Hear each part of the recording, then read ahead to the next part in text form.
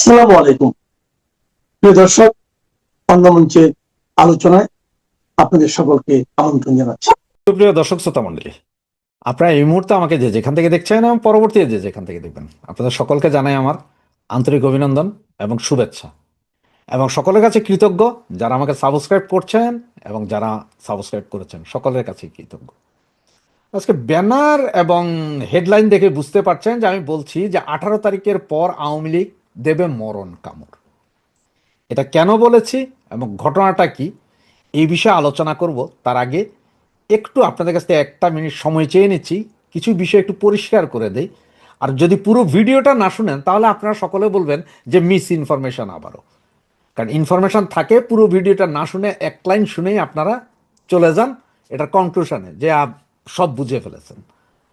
গতকালকের যে ভিডিওটা করেছিলাম যে শেখ হাসিনার সাথে আমাদের জননেত্রী মাননীয় প্রধানমন্ত্রী শেখ হাসিনার সাথে কথা বলেছেন আমেরিকার কূটনীতিক, সেটাতে আপনারা অনেকেই বলছেন মিস ইনফরমেশন। তবে যদি না বুঝেন, না জানেন, সেটা হচ্ছে অন্য কথা। আর যদি বুঝে থাকেন তাহলে বলো যে এটি মিস ইনফরমেশন না, আপনাদের বুঝতে হবে। আর সেই বুঝাটার জন্যই আজকের যে ঘটনাটা এখন বলছি সেটার সাথে এইটার 110% মিল। সেটা হচ্ছে, দেখেন আপনারা এই মুহূর্তে আমার মাথার পেছনে যে ব্যানারটা দেখছেন সেখানে লেখা আছে, দেখেন, জামাতের আমিরের সাথে যুক্তরাজ্যের বাণিজ্যিক প্রতিনিধি দলের ভার্চুয়ালি বৈঠক অনুষ্ঠিত হয়েছে, এবং সেম বৈঠক অনুষ্ঠিত হয়েছে আবার তারেক জিয়ার সাথেও, এবং সেম অবস্থায় আবার ডাক্তার ইউনূসের সাথে তো গত মঙ্গলবারই বৈঠক হয়েছে, অনেক কিছুই বলেছে। তাই না? জামাতের যে Facebook page, official Facebook page Shafiqur রহমানের, তার ফেসবুক পেজ থেকেই নেওয়া একটা জিনিস দেখেন, যুক্তরাষ্ট্রের বাণিজ্যিক প্রতিনিধি দল জেমিসন গিয়ারের সাথে জামাত ইসলামের আমির ডাক্তার শফিকুর রহমানের সঙ্গে ভার্চুয়ালি বৈঠক অনুষ্ঠিত হয়েছে শুক্রবার, মানে আজকে দুপুরে। জামাতের ভেরিফাইড ফেসবুক পেজের এক পোস্টে বিষয়টি জানানো হয়েছে। বৈঠকে বাংলাদেশ ও যুক্তরাষ্ট্রের দ্বিপাক্ষিক বাণিজ্য, পারস্পরিক শুল্ক হার, ভবিষ্যৎ অর্থনৈতিক সহযোগিতা নিয়ে বিস্তারিত আলোচনা হয়। পোস্টে বলা হয়, বাংলাদেশ জামায়াত ইসলামের আমির ডাক্তার শফিকুর রহমান যুক্তরাষ্ট্রের বাণিজ্যিক প্রতিনিধি ইউএস ট্রেড রিপ্রেজেন্টেটিভ রাষ্ট্রদূত জেমিসন গিয়ারের সঙ্গে ভার্চুয়াল বৈঠকে মিলিত হন। বৈঠকে আরও উপস্থিত ছিলেন দক্ষিণ ও মধ্য এশিয়া বিষয়ক সহকারী মার্কিন বাণিজ্য প্রতিনিধি বোল্ডান লিঞ্চ, দক্ষিণ ও মধ্য এশিয়া বিষয়ক পরিচালক এমিলি এসবি, এবং বাংলাদেশ জামাত ইসলামের যুক্তরাষ্ট্রের মুখপাত্র প্রফেসর ডাক্তার মোহাম্মদ নকিবুর রহমান। তো ডাক্তার মোহাম্মদ নকিবুর রহমানকে নেওয়ার কারণটা কি? কারণ হচ্ছে যে সম্ভবত, আমি 100% শিওর না, সম্ভবত হয়তো কারণ আমেরিকান ইংলিশ হয়তো আমাদের শফিকুর রহমান সাহেব খুব একটা ভালো বলতে পারেন না, বা হয়তো ভালো বুঝতে পারবেন না, হঠাৎ করে কোথায় কি বলে দেবে, এই জন্য আরেকজন ব্রিটিশ নিয়েছেন যিনি বাঙালি এবং ভাষা ইংলিশ ভাষা, বা এটা ভুল কিছু না, এটা কোনো অন্যায় করেননি এই জন্যে। এখন ওনার সাথেও কথা বলেছেন, আবার তারেক জিয়ার সাথেও কথা বলেছেন, এবং আপনার এর আগে আমরা বলেছি যে মঙ্গলবারে আমাদের উপদেষ্টাদের সাথেও কথা বলেছেন, তার আগে শেখ হাসিনার সাথেও মার্কো রুবিও কথা বলেছেন। এখন আপনারা বলতে কেন কথা বলবে, কি কথা? হ্যাঁ ভাই, এবার আসেন। আপনারা সকলেই জানেন যে 12 তারিখে একটা নির্বাচনের আয়োজন করা হচ্ছে। এখন এই নির্বাচন হবে কি হবে না সেটা নিয়ে কিন্তু টেনশনে আছে আমেরিকা। আবার এই নির্বাচন হয়ে গেলে এই গভর্নমেন্ট সাস্টেন্স করতে পারতেছে কিনা, এই গভর্নমেন্ট এই নির্বাচন ধরে রাখতে পারবে কিনা সেটাও সন্দেহ আছে। যার কারণে তিন দল, আওয়ামী লীগ, বিএনপি এবং জামাতের সাথে এই কথাগুলো। আওয়ামী লীগকে ওদের সবচেয়ে বড় ভয় যে নির্বাচন হয়ে যাওয়ার পরে এবার ক্ষমতায় বিএনপি আসুক আর জামাত আসুক, আওয়ামী লীগের ঠেলার সাথে বাঁচবে না, আওয়ামী লীগের ধোলাইয়ের কাছে দাঁড়াইতে পারবে না। সুতরাং গভর্নমেন্ট ঠিক থাকবে না, হরতাল, মিছিল, অবরোধ এগুলো দিতেই থাকবে আওয়ামী লীগ। সুতরাং ওরা যেই সব ব্যবসা বাণিজ্যের চুক্তি এই ইন্টিমের সাথে 17 মাসে যা যা নেওয়ার সত্য নিছে, কিন্তু এগুলো কি আসলে রাখতে পারবে কিনা? কারণ দেশের সরকার যদি স্টেবল না হয়, ওরা যে বিনিয়োগ করবে ওদের বিনিয়োগ তো ক্ষতিগ্রস্ত হবে, তখন কি হবে? এইসব কারণে তারা এখন আলোচনায়। কিন্তু আলোচনায় এই যে জামাতের সাথে বা বিএনপির সাথে যতই আলোচনা হবে, আলোচনার মূল কেন্দ্রবিন্দু যে আওয়ামী লীগকে বাংলাদেশের রাজনীতি করার স্পেস ছেড়ে দিতে হবে, নির্বাচনে সকলকে নিয়ে নির্বাচন করতে হবে, আওয়ামী লীগকে বাইরে রেখে কোনো নির্বাচন করা যাবে না। এটা হচ্ছে মূল। কারণ আমেরিকাও ভালো করে জানে আওয়ামী লীগকে বাইরে রেখে নির্বাচন করে আপনারা 6 মাসও ক্ষমতা ধরে রাখতে পারবেন না। তো ওরা যে এই যে বন্দর নিল, পোর্ট নিল, রাস্তা নিল, ঘাট নিল, জায়গা নিল, জমি নিল, সেন্ট মার্টিন নিল, এগুলা কই যাবে? আর শেখ হাসিনার দোষ কি ছিল? শেখ হাসিনার দোষ ছিল একটাই, সেটা হচ্ছে যে উনি সেন্ট মার্টিন দিতে রাজি হন নাই, উনি বন্দর দিতে রাজি হন নাই, উনি কিনছিলেন গরিবের জন্য চাউল, উনি দিছিলেন গরিবরে বৃদ্ধ ভাতা, বয়স্ক ভাতা, পঙ্গু ভাতা, গর্ভবতী ভাতা, মহিলাদের জন্য ভাতা, এইসব ভাতা চালু করছে, মানে ভাত কাপড়ের ব্যবস্থা করছে, যেই কারণে এই সরকারের পতন ঘটাইছিল এই আমেরিকা। 2024-এর আগে কিন্তু আমেরিকা একবার করছিল, এটা আপনাদের নিশ্চয় সবাই খেয়াল আছে। ওই সময় কি হয়েছিল জানেন? ওই সময় আওয়ামী লীগ সরকারকে বলা হয়েছিল যে আওয়ামী লীগ সরকার এই যে সাগরের ভেতরে যে 12টা জোন যেখানে গ্যাস, তেল গ্যাস উত্তোলনের যে কাজ, মানে এখানে তেল গ্যাস কি পরিমাণ আছে, উত্তোলন পেলে উত্তোলন কারা করবে, এগুলো নিয়ে একটা আলোচনা ছিল। আমেরিকার খুব ইচ্ছা ছিল যেগুলো সবগুলোর কাজই তারা দায়িত্বে পাবে। আওয়ামী লীগ সরকারও ইলেকশন আছে, সুতরাং ওই সময় কিছুই বলে নাই। যেই না ইলেকশনটা শেষ হলো, আওয়ামী লীগ সরকার 3 মাসের ভেতরে আন্তর্জাতিক দরপত্র দিল। তার মানে আন্তর্জাতিক দরপত্র যে যারা আছে সকলে আসেন, আমি এক দেশ শুধুমাত্র আমেরিকারে দিব না। কারণ আওয়ামী লীগ সরকার ভালো করেই জানতো এইসব অঞ্চলে দিলেই সেন্ট মার্টিন হারাবে।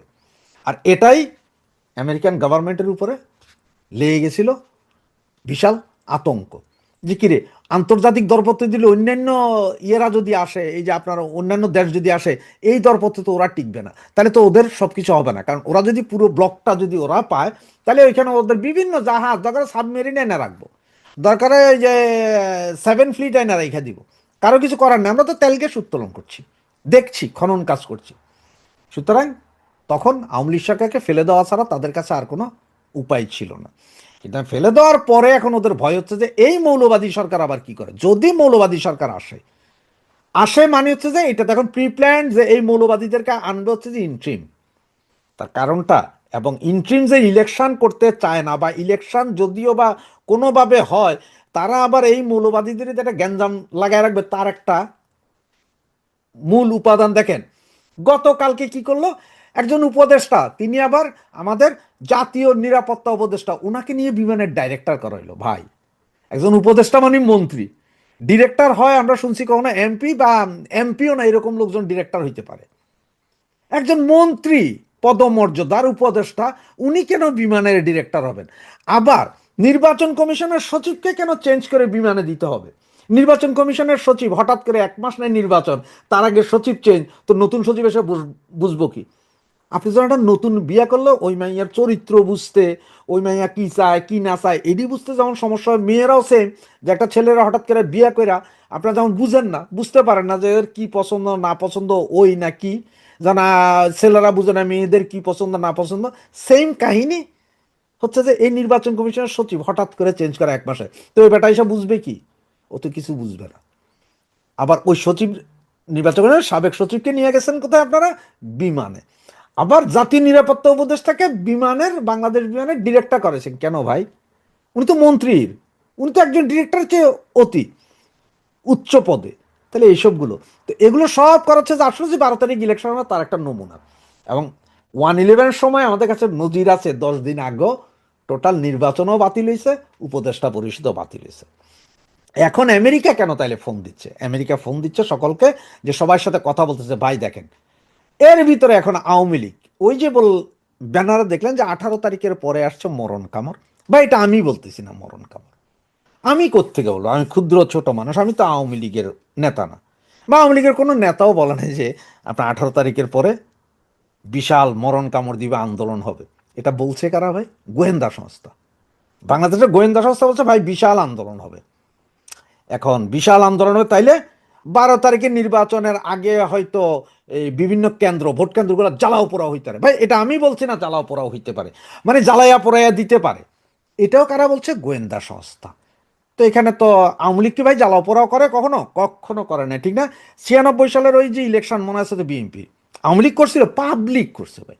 এখন পাবলিক যদি আন্দোলন করে, পাবলিক যদি জুতা পিটা করে এই ছাত্রদেরকে, পাবলিক যদি বিভিন্ন ভোট কেন্দ্র জ্বালাইয়া দেয়, পাবলিক যদি বিভিন্ন নেতাদের ধৈরা দিগম্বর করে ধোলাই করে, এটা আমার কি করার আছে ভাই?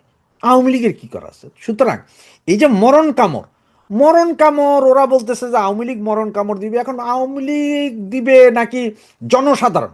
আসলে জনসাধারণ বলতে ওরা ভয় পায়, কারণ জনসাধারণের 90% এখন আওয়ামী লীগ। যেই বেটা এর আগে আওয়ামী লীগ করতো না, সেও কয় যে এখন আওয়ামী লীগ ভালো। যেসব মহিলাগুলো আগে বলতো না, আগে বলতো যে আওয়ামী লীগ খারাপ, তারাও এখন কয় যে আওয়ামী লীগ ভালো। মহিলাদের এখন সমস্যা হয়েছে না। এই যে হাইকোর্ট রায় দিয়ে দিল ভাই, দুই বিয়া, মানে প্রথম বউয়ের অনুমতি লাগবে না দ্বিতীয় বিয়ে করতে, আবার তৃতীয় বিয়ে করলে দ্বিতীয়টা তো প্রথম হয়ে যায়, সেটারও অনুমতি লাগবে না। তো মহিলারা এখন চিন্তা করতে, আয় হায়, আগে পাইতাম না, আগে যাও একটা ভাতার পাইতাম, এখন তো দেখি লাঙ্গের আশা করে ভাতারও গায়েব। সেটা মহিলারও এখন বিরোধী। আবার যদি সরিয়া আইন হয়, বেত্রাঘাত পাছার উপরে যদি চলে দৌড়া, তাহলে তো আবার সমস্যা না। তো এই সব কিছু মিলে পাবলিক খেপে পারেছে। পাবলিক খেপায়, পাবলিক আসলে মূলত হচ্ছে যে পাবলিক, এরা বুঝতেছে পাবলিক হয়তো 18 তারিখের পরে বিভিন্ন জায়গায় নেমে যাবে। ওই যে যেমন জুলাই আগস্টে যেরকম পাবলিক নাকি বিভিন্ন জায়গায় জ্বালাই দিছিল, উল্টাই দিছিল, সেরকম হয়তো পাবলিক আবার জ্বালাই দিতে পারে, উল্টাই দিতে পারে, ঝুলাই দিতে পারে। এই কারণে এখন বলতেছে যে আওয়ামী লীগ করবে। কারো তো নাম দিতে হবে, এটা তো যদি বলে যে পাবলিক, তাহলে এটা শরমের বিষয় না ভাই? তো সেটা আমি বলছি না, গোয়েন্দা সংস্থা বলছে যে আওয়ামী লীগ মরণ কামড় দিবে, ইলেকশন তো টোটালি ভণ্ডুল হয়ে যাবে। এমনও হইতে পারে যে এই ফেব্রুয়ারির 10 তারিখ থেকে 12 তারিখের ভিতরে যত ক্যাম্প আছে সব হাওয়া হয়ে যেতে পারে। তো এগুলো সব পাবলিক হয়তো করতে পারে, এটা আওয়ামী লীগ করবে না, পাবলিক করবে। কারণ পাবলিক মানেই এখন কিন্তু সব আওয়ামী লীগ, এটা তো মানেন যে যে কোনো পাবলিক মানেই আওয়ামী লীগ। আর জামাত বিএনপি তো আলাদা। জামাত বিএনপি গুলো জামাত বিএনপি, আর পাবলিক আম জনতা যেটা বলেন সেটা হচ্ছে আওয়ামী লীগ। সুতরাং আসতে পারে নাকি 18 তারিখের পরে বিশাল আন্দোলন, দিতে পারে মরণ কামড়। এমনও হইতে পারে যে আওয়ামী লীগ নেতারাও হয়তো বিভিন্ন জায়গায় আছে, যারা এখন আছে বাংলাদেশে, যাদেরকে আমরা জানি যে বাইরে, তারাও হয়তো বাংলাদেশে। সব কিছু মিলাইয়া একটা বজগট অবস্থায়। তবে আমেরিকার ভয় হয়েছে যে আওয়ামী লীগরে বাহিরে রাখে নির্বাচন করে ফয়দা হবে না, 6 মাসও টিকবেন না। সুতরাং আবারও বলি আপনাদেরকে, নো ভোট, নো ভোট। নৌকা নাই, ভোট কেন্দ্রে যাব না, কিসের তোমার হার না, ভোট দিতেই তো যাব না। জয় বাংলা, জয় বঙ্গবন্ধু। বাংলাদেশের রাজনীতিতে এখন চলছে মিটিং বা বৈঠকের ছড়াছড়ি। এর কোনোটি হচ্ছে প্রকাশ্যে, কোনোটি চলছে গোপনে, কোনোটি দেশীয় শক্তির সাথে, কোনোটি বিদেশি পরাশক্তির সাথে। তবে খবর হলো, অন্তর্বর্তী সরকারের বিদেশি মিত্ররা, বিশেষ করে আমেরিকা ও ইউরোপের শক্তিশালী দেশগুলো সরকারের উপর আস্থা হারিয়ে ফেলেছে। দুই নৌকায় পা রাখতে গিয়ে অন্তর্বর্তী সরকার পড়েছে বিপাকে। যুক্তরাষ্ট্রের মন রাখতে খলিলুর রহমানের সফর শেষে তড়িঘড়ি করে যুক্তরাষ্ট্রকে দেয়া কথা মতো বোয়িং বিমান কেনার চুক্তি মাসেই সেরে ফেলতে যাচ্ছে ইউনূস সরকার। প্রক্রিয়াটি নির্বিঘ্ন করতে তড়িঘড়ি করে শেষ মুহূর্তে এসে রাষ্ট্রায়ত্ত বিমান বাংলাদেশ এয়ারলাইন্সের পরিচালনা পর্ষদে প্রশাসনের 3 জন গুরুত্বপূর্ণ কর্মকর্তাকে পরিচালক হিসেবে নিয়োগ দিয়েছে অন্তর্বর্তী সরকার, যা নিয়ে দেখা দিয়েছে ব্যাপক সমালোচনা। অন্যদিকে ইউরোপের দেশগুলোর চাপের মুখে এয়ারবাস কেনার আশ্বাস দিয়েছিল অন্তর্বর্তী সরকার, কিন্তু সে আশ্বাস থেকে সরকার যোজন যোজন দূরে থাকায় সরকারের উপর বেজায় চটেছে ইউরোপের শক্তিশালী দেশগুলো। আবার বোয়িং বিমান কেনার প্রক্রিয়াটি শুরু করতে গেলেও যুক্তরাষ্ট্রের আরো অনেক শর্ত পূরণ করতে পারছে না অন্তর্বর্তী সরকার। বিশেষ করে জাতীয় নিরাপত্তা উপদেষ্টা মার্কিন সফরে গিয়ে অনেক জিজ্ঞাসার জবাব দিতে না পারায় ভিন্ন পথে হাঁটা শুরু করেছে ট্রাম্প প্রশাসন। সূত্রগুলো বলছে, অন্তর্বর্তী সরকারের উপর আস্থা হারিয়ে যুক্তরাষ্ট্র ও ইউরোপীয় দেশগুলোর প্রতিনিধিরা যোগাযোগ শুরু করেছে 3টি প্রধান দলের সাথে। এর মধ্যে কার্যক্রম নিষিদ্ধ থাকা আওয়ামী লীগের সাথে বৈঠক হয়েছে গোপনে, আর বিএনপি ও জামাত ইসলামীর সাথে বৈঠকের কথা উঠে এসেছে গণমাধ্যমে। তবে প্রকাশ্যে বাণিজ্য নিয়ে আলোচনা করা হচ্ছে দাবি করা হলেও আলোচনা হচ্ছে এমন কিছু বিষয় নিয়ে যেগুলোর কারণে শিগগিরই হয়তো পাল্টে যেতে পারে রাজনীতি ও নির্বাচনের দৃশ্যপট। বিশেষ করে নির্বাচনের আগে আইন শৃঙ্খলা পরিস্থিতিকে কেন্দ্র করে সুষ্ঠু নির্বাচনের পরিবেশ নিয়ে প্রশ্ন তোলা হতে পারে নানা মহল থেকে। বিস্তারিত জানতে চলুন যাওয়া যাক বিশ্লেষণে।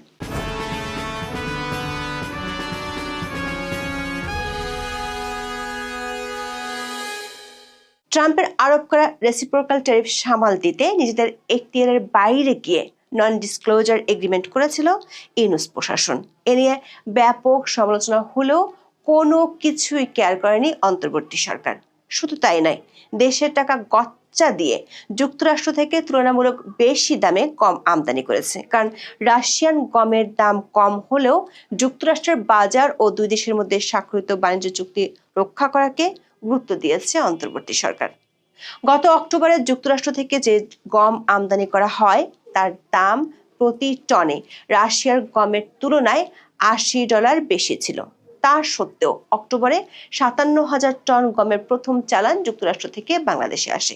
মোট 4,40,000 টন গম কেনার চুক্তি আছে বাংলাদেশের অন্তর্বর্তী সরকারের সাথে যুক্তরাষ্ট্রের। দাম বেশি পড়ার আরো একটি কারণ হলো যুক্তরাষ্ট্রের কোনো প্রতিষ্ঠানের সাথে চুক্তি না করে সরকার রহস্যজনক কারণে চুক্তি করেছিল সিঙ্গাপুর ভিত্তিক গম সরবরাহের তৃতীয় পক্ষ প্রতিষ্ঠান অ্যাগ্রোকর্প ইন্টারন্যাশনালের সাথে। ট্রাম্প প্রশাসনের মন রাখতে এমন আর কি কি করেছে সে হিসাব মার্কিন যুক্তরাষ্ট্রে গিয়ে গত 8 জানুয়ারি তুলে ধরেন বাংলাদেশের অন্তর্বর্তী সরকারের জাতীয় নিরাপত্তা উপদেষ্টা ডক্টর খলিলুর রহমান। সেখানে যুক্তরাষ্ট্রের বাণিজ্য প্রতিনিধি জেমিসন গ্রিয়ারের সঙ্গে তার বৈঠক হয়। সে বৈঠকের খবর বেশ ফলাও করে বাংলাদেশের অন্তর্বর্তী সরকারের পক্ষ থেকে প্রচার করা হয়েছিল। কিন্তু মার্কিন সরকারের ঊর্ধ্বতন কর্তা ব্যক্তিরা খলিলুর রহমানের ভাষ্য মনোপুত না হওয়ার বার্তাই দেন। সেজন্য আমেরিকা থেকে বোয়িং বিমান কেনার চুক্তি সেরে ফেলার তোড়জোড় শুরু করেছে সরকার। সে প্রক্রিয়া যাতে নির্বিঘ্নে করা যায় সেজন্য রাষ্ট্রায়ত্ত বিমান বাংলাদেশ এয়ারলাইন্সের পরিচালনা পর্ষদে প্রশাসনের 3 জন গুরুত্বপূর্ণ কর্মকর্তাকে পরিচালক হিসেবে নিয়োগ দিয়েছে সরকার। 15 জানুয়ারি বেসামরিক বিমান পরিবহন ও পর্যটন মন্ত্রণালয় থেকে জারি করা এক গেজেট প্রজ্ঞাপনে বলা হয়েছে, জাতীয় নিরাপত্তা উপদেষ্টা খলিলুর রহমান, প্রধান উপদেষ্টার বিশেষ সহকারী ফয়েজ আহমেদ তৈয়ব ও নির্বাচন কমিশন সচিবালয়ের সিনিয়র সচিব আক্তার আহমেদকে বিমানের নতুন পরিচালক হিসেবে নিয়োগ দেওয়া হয়েছে। যেখানে জাতীয় সংসদ নির্বাচন ও গণভোটের মতো মহাযজ্ঞের সামনে ঠিক তার আগে কেন নির্বাচন কমিশনের সচিবকে এ পদে নিয়োগ দেওয়া হলো তা নিয়ে বিস্ময়ের শেষ নেই সংশ্লিষ্টদের। আবার 3 জনের কারোরই এভিয়েশন বিষয়ে কোনো অভিজ্ঞতা নেই। সূত্রগুলো বলছে মার্কিন বোয়িং বিমান কেনার বিরোধিতা করায় 2 জনকে পর্ষদ থেকে সরিয়ে দেওয়া হয়েছে। এর পরপরই খবর হলো বিমান বাংলাদেশ এয়ারলাইন্স ও মার্কিন উড়োজাহাজ নির্মাণকারী প্রতিষ্ঠান বোয়িং এর মধ্যে চলতি মাসে চুক্তি সই হতে যাচ্ছে। বোয়িং এর প্রথম উড়োজাহাজটি 2031 সালের অক্টোবরে বাংলাদেশকে ডেলিভারি দেওয়ার কথা রয়েছে। বাকি উড়োজাহাজগুলো 2035 সালের নভেম্বরের মধ্যে সরবরাহ করা হতে পারে। সূত্রগুলো বলছে সরকারের এমন সিদ্ধান্তে বেজায় চটেছে ইউরোপের বেশ কয়েকটি শক্তিশালী দেশ। এগুলো হলো যুক্তরাজ্য, ফ্রান্স, জার্মানি ও ইউরোপীয় ইউনিয়ন। অন্তর্বর্তী সরকার গত অক্টোবরে যুক্তরাষ্ট্র থেকে বোয়িং বিমান কেনার কথা ঘোষণা করার পর গত বছরের নভেম্বরে এই 4টি দেশ ও সংস্থার রাষ্ট্রদূতরা ঢাকায় প্রকাশ্যে এয়ারবাস কেনার পক্ষে কূটনৈতিক তৎপরতা শুরু করেছিলেন। গত সরকার আমল থেকে বিমান বাংলাদেশ এয়ারলাইন্সের কাছে 14টি প্লেন বিক্রির প্রস্তাব দিয়ে রেখেছে, যার মধ্যে রয়েছে 10টি এয়ারবাস A350 এবং 4টি এয়ারবাস A320 নিও। গত 26 নভেম্বর ঢাকায় এক অনুষ্ঠানে জার্মানির রাষ্ট্রদূত রুডিগার লোর্টসে কোনো রাগঢাক না রেখে বলেছিলেন, এয়ারবাস থেকে উড়োজাহাজ কেনার প্রতিশ্রুতি থেকে বাংলাদেশ সরে এলে ইউরোপের সঙ্গে বাণিজ্য সম্পর্ক প্রভাব পড়বে। তিনি বলেছিলেন, ইউরোপের বাজারে শুল্ক ছাড়ার আলোচনার আবহ এয়ারবাস নিয়ে বাংলাদেশের সিদ্ধান্তের কারণে বদলে যেতে পারে। কূটনৈতিক সূত্রগুলো বলছে অন্তর্বর্তী সরকারের বোয়িং বিমান কেনার সিদ্ধান্তে ইউরোপীয় শক্তিশালী দেশগুলো আগে থেকেই আপত্তি জানিয়েছিল। যুক্তরাষ্ট্রকে খুশি করতে নির্বাচনের আগে চুক্তি করার উদ্যোগ নেয় অধ্যাপক ইউনূসের ইউরোপীয় মিত্ররা এখন ভিন্নভাবে চিন্তা করছে। জানা গেছে নির্বাচনকে ঘিরে সরকারের উপর ইউরোপিয়ান ওই দেশগুলোর চাপ শিগগিরই দৃশ্যমান হবে। এমনকি নির্বাচনকে ঘিরে ইউরোপিয়ান ইউনিয়ন যেসব সিদ্ধান্তের কথা জানিয়েছিল সেগুলোতে পরিবর্তন আসতে পারে। এর মধ্যে খবর হলো ট্রাম্পের প্রশাসনের বাণিজ্য প্রতিনিধিরা বিএনপি চেয়ারম্যান তারেক রহমান ও জামায়াতে ইসলামের আমির ডক্টর শফিকুর রহমানের সাথে আলাদা আলাদা ভার্চুয়াল বৈঠক করেছেন। নির্বাচনের আগে আবার যেখানে খলিলুর রহমান 1 সপ্তাহ আগে ঠিক একই প্রতিনিধিদের সাথে বৈঠক করে আসলেন, সেখানে ভার্চুয়াল বৈঠকের প্রয়োজন পড়ল কেন? প্রশ্ন উঠেছে অধ্যাপক ইউনূসের সরকার নিজের এখতিয়ারের বাইরে দেশের ইতিহাসে প্রথমবারের মতো যে গোপন চুক্তি করেছেন সেটি যে রাজনৈতিক সরকারগুলো দেশের স্বার্থের কথা চিন্তা করে বহাল রাখতে পারবে না, এমন দুশ্চিন্তাকে মার্কিন সরকারকে পেয়ে বসেছে। মানবজমিনে এ নিয়ে যে খবর প্রকাশিত হয়েছে তা যদি সত্যি হয় তাহলে সেটি হবে উদ্বেগজনক। মানবজমিনের খবরে বলা হয়েছে, ইউএস ট্রেড রিপ্রেজেন্টেটিভ জেমিসন গ্রিয়ারের সাথে তারেক রহমানের আধা ঘন্টার বৈঠকের শুরুটা ছিল অনেকটা নাটকীয়। ট্রেড নেগোসিয়েশনের নানা বিষয়ে আলোচনায় উঠে আসে। মিস্টার গ্রিয়ার জানতে চান এই ট্রেড নেগোসিয়েশনে তারেক রহমানের অবস্থান কি, বিশেষ করে বাংলাদেশ সরকারের তরফে যে আলোচনা হয়েছে তা নিয়ে তার মনোভাব কি। মানবজমিন বলছে, তারেক রহমান স্পষ্ট করে বলেন, সরকার যে নেগোসিয়েশন করেছে তাতে তাদের সম্মতি রয়েছে। সরকার যেভাবে আলোচনা এগিয়ে নিয়েছে তাতে তাদের কোনো দ্বিমত বা আপত্তি নেই। দর্শক, চুক্তিটি গোপন হওয়ায় তারেক রহমান তা দেখার কথা নয়। তাহলে সরকারে যাওয়ার আগে চুক্তি না দেখে তারেক রহমান কিভাবে এবং কেন এই নিশ্চয়তা দিচ্ছেন? দর্শক, লক্ষণীয় বিষয় হলো তারেক রহমানের সাথে মার্কিন প্রতিনিধিদের ভার্চুয়াল বৈঠকটি হয়েছে 16ই জানুয়ারি। তার আগে 15ই জানুয়ারি সন্ধ্যায় তারেক রহমান সপরিবারে সাক্ষাৎ করেন প্রধান উপদেষ্টা অধ্যাপক ইউনূসের সাথে। সরকারের পক্ষ থেকে এটিকে নিছক সৌজন্য সাক্ষাৎ বলে দাবি করা হলেও নির্বাচনের আগে প্রধান একটি রাজনৈতিক দলের নেতার সপরিবারে সরকার প্রধানের সাথে বৈঠকের বিষয়টি নিয়ে প্রশ্ন উঠতেই পারে। দর্শক, তারেক রহমানের সাথে বৈঠকের পর দুপুরে জামাত ইসলামের আমির ডক্টর শফিকুর রহমানের সাথে আরেকটি ভার্চুয়াল বৈঠক করেন জেমিসন গ্রিয়ার। অবশ্য জামাত ইসলামী যে প্রেস রিলিজ দিয়েছে সেখানে তারেক রহমানের মতো নিশ্চয়তা দেওয়ার কথা বলা নেই। সূত্রগুলো বলছে, অধ্যাপক ইউনূসের প্রশাসনের উপর বিরক্ত হয়ে মার্কিন প্রশাসন এবার রাজনৈতিক দলগুলোর সাথে যোগাযোগ করা শুরু করেছে। বাংলাদেশে নিযুক্ত মার্কিন নতুন রাষ্ট্রদূত ব্রেন্ট ক্রিস্টেনসেন বাংলাদেশে বেশ কয়েকটি রাজনৈতিক দলের নেতার সাথে অনানুষ্ঠানিক বৈঠক করেছেন। এর মধ্যে কার্যক্রম নিষিদ্ধ থাকা আওয়ামী লীগের 2 জন শীর্ষ পর্যায়ের নেতার সাথে বৈঠকের খবর জানা গেছে। মার্কিন স্টেট ডিপার্টমেন্টের 2 জন ঊর্ধ্বতন কর্মকর্তার সাথে আওয়ামী লীগের শীর্ষ পর্যায়ের নেতাদের সাথে ভার্চুয়াল বৈঠক হয়েছে। একইভাবে ইউরোপীয় কয়েকটি দেশের প্রতিনিধিরাও আওয়ামী লীগের নেতাদের সাথে বৈঠক করেছে। একটি সূত্র জানা গেছে, আওয়ামী লীগের পক্ষ থেকে 18 জানুয়ারির পর বড় ধরনের কর্মসূচি ঘোষণা করা হবে। নো ভোট নো ভোট এই স্লোগানে কর্মসূচি দিবে কার্যক্রম নিষিদ্ধ থাকা দলটি। ওই কর্মসূচির পরপরই বিদেশি শক্তি যারা এতদিন অধ্যাপক ইউনূসের মিত্র বলে পরিচিত ছিল তারাও নানা ধরনের বিবৃতি দিতে পারে। সেখানে সামনে আসবে ইনক্লুসিভ বা অন্তর্ভুক্তিমূলক নির্বাচনের কথা। আবার বিদেশি এসব শক্তিগুলো আইন শৃঙ্খলার অবনতি এবং জঙ্গিবাদ ইস্যুটিও সামনে নিয়ে আসতে পারে। এমনিতেই সরকার কোনোভাবে আইন শৃঙ্খলা পরিস্থিতি কোনোভাবেই নিয়ন্ত্রণ করতে পারছে না। 16ই জানুয়ারি ময়মনসিংহ 1 আসনে বিএনপির এক বিদ্রোহী প্রার্থীর সমর্থককে ছুরিকাঘাতে হত্যা করা হয়েছে।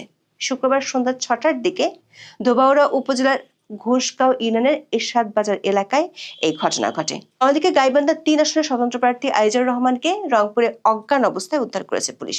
অন্যদিকে খোদ নির্বাচন ভবনেই দেখা গেছে ইতিহাসের নজিরবিহীন ঘটনা। দ্বৈত নাগরিকত্বের জেরে শেরপুর 2 আসনে বিএনপি প্রার্থী ফাহিম চৌধুরীর প্রার্থিতা বাতিল চেয়ে আপিল করেছিলেন ইয়াজদাইন নামের এক ভোটার।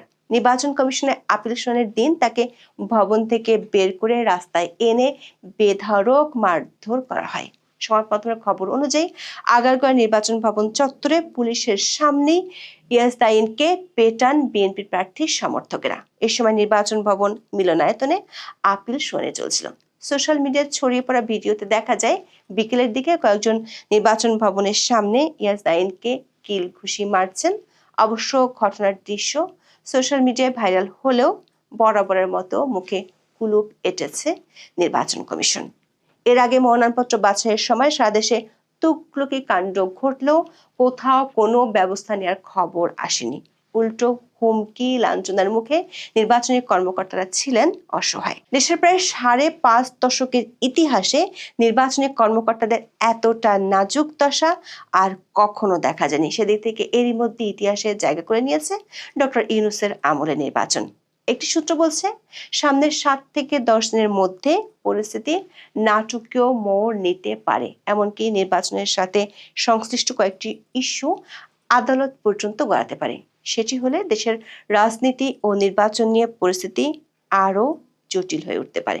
আর এসব কিছুই নির্ভর করছে বিদেশি পরাশক্তিগুলো কোন দিকে ঝুঁকে তার উপর। এখন এ পর্যন্ত, সবাই ভালো থাকুন, সুস্থ থাকুন, নিরাপদে থাকুন। দেখা হবে আগামী পর্বে।